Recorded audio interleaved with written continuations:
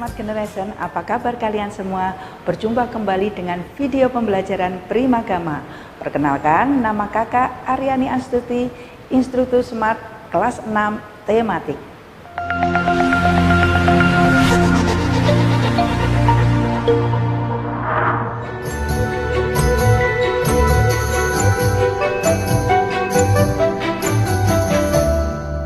Oke adik-adik, kita masuk ke materi ya.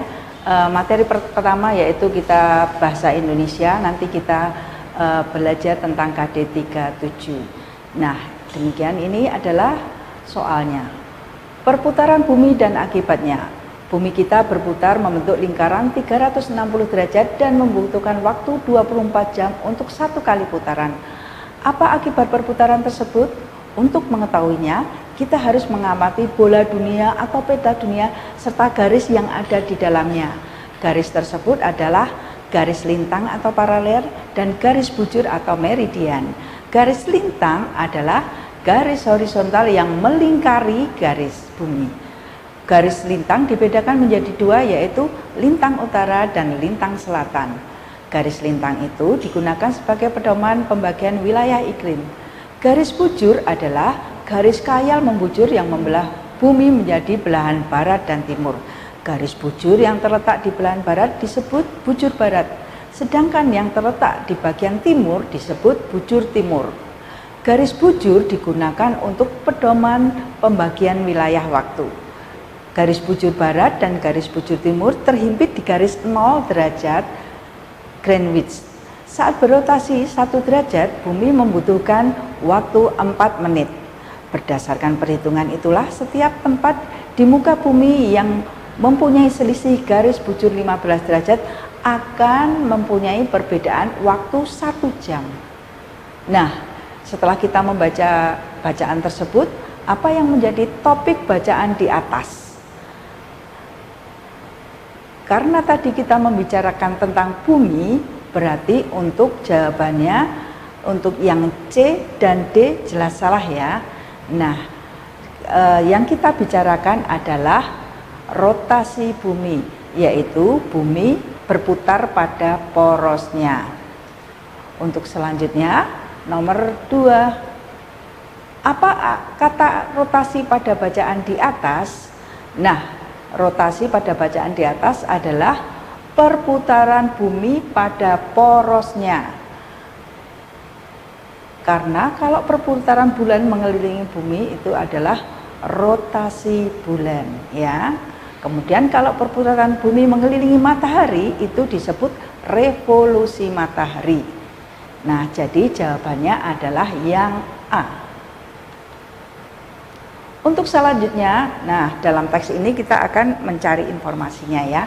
Nah, dalam rangka memperingati Hari Bumi, siswa kelas 6 SD Putra Bangsa menyelenggarakan gerakan menanam 1000 pohon. Acara tersebut akan dilaksanakan akhir minggu ini di area Taman Kota. Bibit pohon yang akan ditanam bervariasi jenisnya, mulai palawija hingga jenis-jenis bunga. Kepala sekolah berharap kegiatan ini dapat menumbuhkan sikap cinta lingkungan bagi siswa maupun warga. Nah, dari informasi yang terdapat pada teks tersebut adalah kita lihat ya, tadi ada menanam pohon dan juga kalimat yang terakhir menumbuhkan cinta lingkungan. Berarti informasi yang terdapat pada teks tersebut adalah yang A. Menanam pohon merupakan salah satu cara mencintai lingkungan.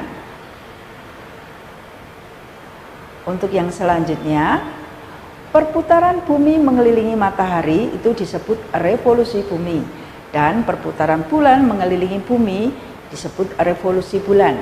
Digunakan untuk menentukan tahun Masehi dan tahun Hijriah.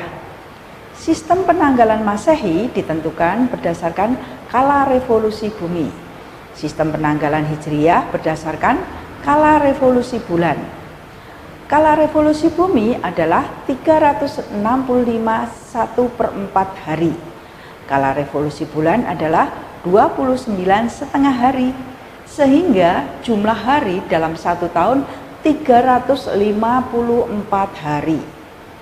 Nah, informasi yang kita dapatkan dari bacaan tersebut adalah, coba kita lihat ya jawabannya yang A, perputaran bumi mengelilingi matahari selama 354 hari. Betul tidak?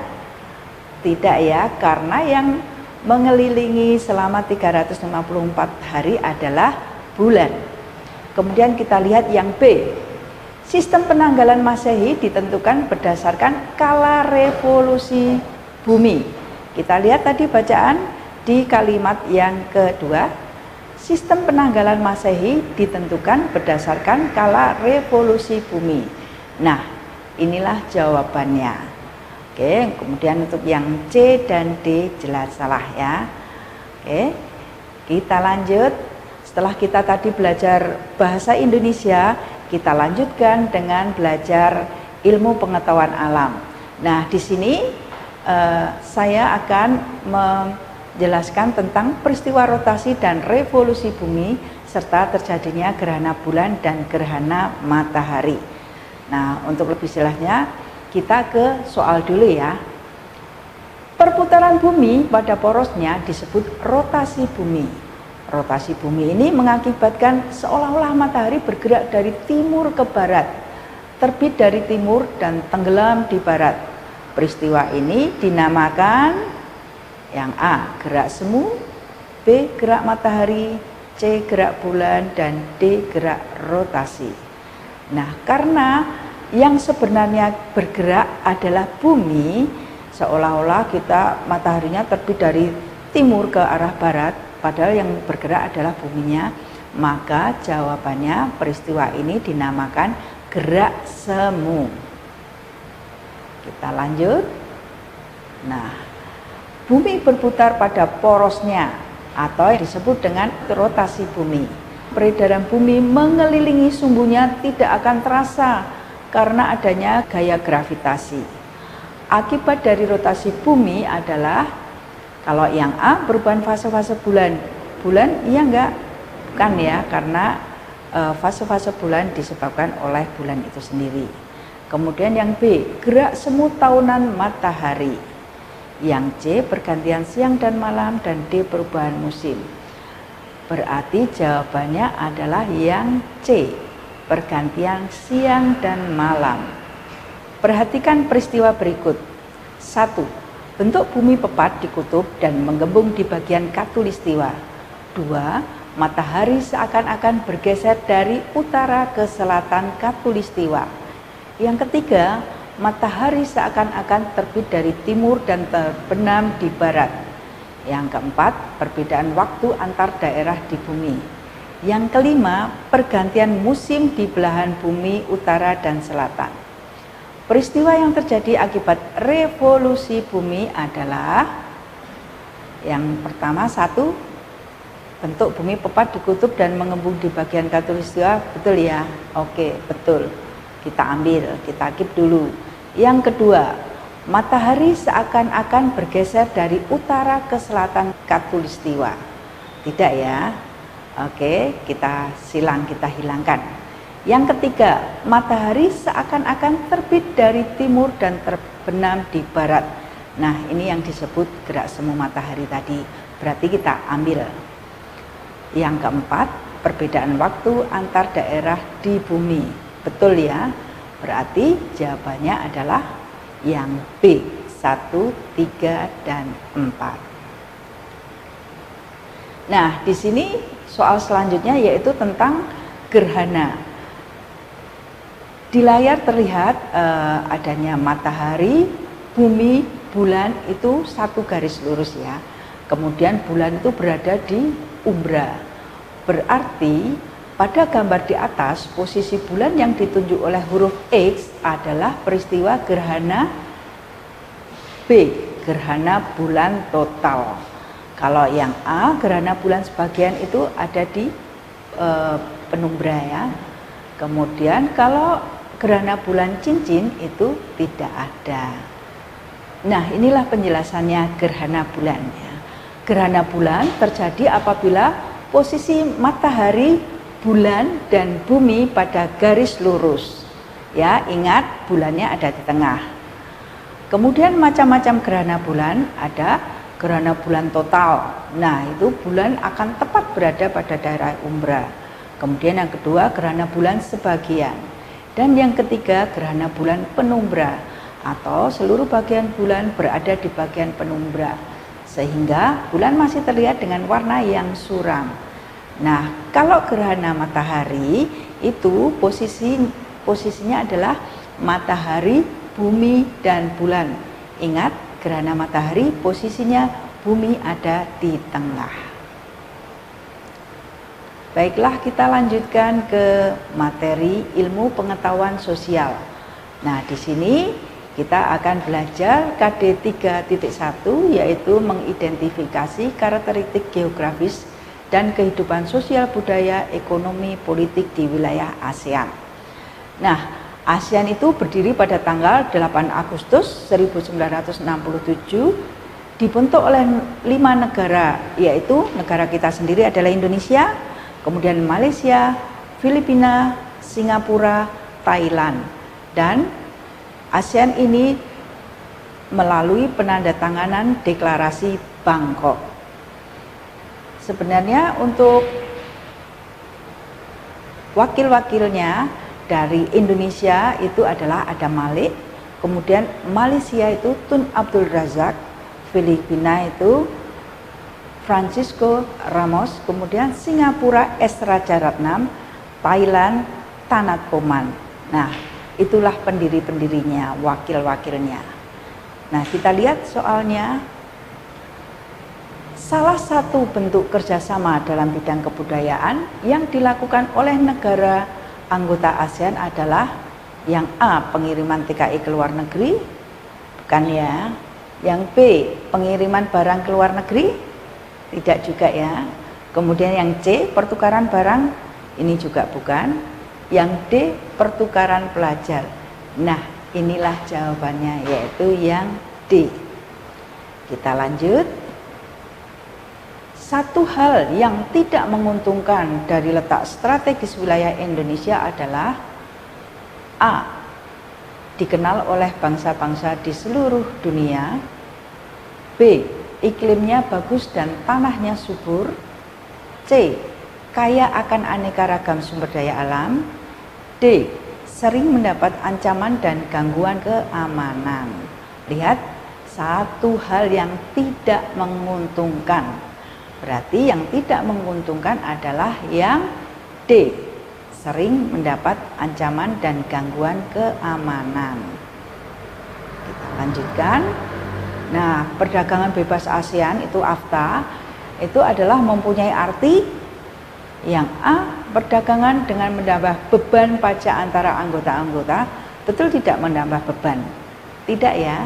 Kemudian B, perdagangan dengan menghilangkan beban pajak antara anggota-anggota. Kalau menghilangkan keseluruhan tentu saja juga bukan. Yang C, perdagangan dengan meningkatkan beban pajak antara anggota-anggota. Yang D, perdagangan dengan mengurangi beban pajak antar anggota-anggotanya. Jadi jawaban yang tepat adalah yang D. Kita lanjutkan. Nah, bentuk kerjasama yang tidak dilaksanakan oleh negara-negara anggota ASEAN adalah bidang militer ya, iya ya. B, ekonomi pasti. C, sosial budaya, iya. D, ilmu pengetahuan. Nah, berarti yang bukan adalah yang D, ilmu pengetahuan. Kita lanjutkan materinya, yaitu PPKN. PPKN kita akan membahas tentang pelaksanaan kewajiban, hak, dan tanggung jawab sebagai warga negara beserta dampaknya dalam kehidupan sehari-hari. Namun kita melalui soal dulu ya. Kita lihat soalnya. Kewajiban merupakan sesuatu yang harus dilakukan. Nah, salah satu contoh kewajiban anak di rumah adalah A, mendapatkan uang jajan dari ibu. B, memperoleh pendidikan dan pengajaran. C, mengharap pakaian baru saat juara kelas. D, berbakti kepada kedua orang tua. Oke, kalau melihat jawaban A, B, dan C, ini adalah haknya anak-anak ya. Berarti kewajibannya adalah yang D, harus berbakti kepada orang tua. Kita lanjutkan. Di bawah ini merupakan akibat tidak ikut gotong royong menjaga kebersihan dan kelestarian lingkungan adalah A. Tersebarnya wabah penyakit, B. Kelangsungan hidup flora dan fauna tetap terjaga, C. Mencegah terjadinya bencana banjir, D. Mengurangi pencemaran lingkungan. Nah, kalau tidak ikut gotong royong berarti yang A. Tersebar wabah penyakit karena kita tidak ikut bersih-bersih ya. Oke, untuk soal selanjutnya adalah manusia adalah makhluk sosial yang selalu membutuhkan orang lain. Sebagai makhluk sosial, kita memiliki tetangga. Kita harus hidup rukun dengan tetangga. Kita perlu melakukan kerjasama. Salah satu gambar yang menunjukkan perilaku hidup rukun di lingkungan rumah adalah, kita lihat ya, yang A. Pak tentara kita ini sedang bergotong royong di luar rumah. Kemudian yang B, ternyata satu keluarga sedang makan bersama. Berarti inilah yang menunjukkan perilaku hidup rukun di rumah ya. Jadi jawabannya adalah yang B. Sedangkan yang C dan D adalah warga masyarakat yang bergotong royong membersihkan di luar lingkungan rumah. Untuk soal selanjutnya, mari kita perhatikan gambar ini. Nah, gambar 1 ini adalah gambar anak-anak SD yang sedang membersihkan lingkungan sekolahnya.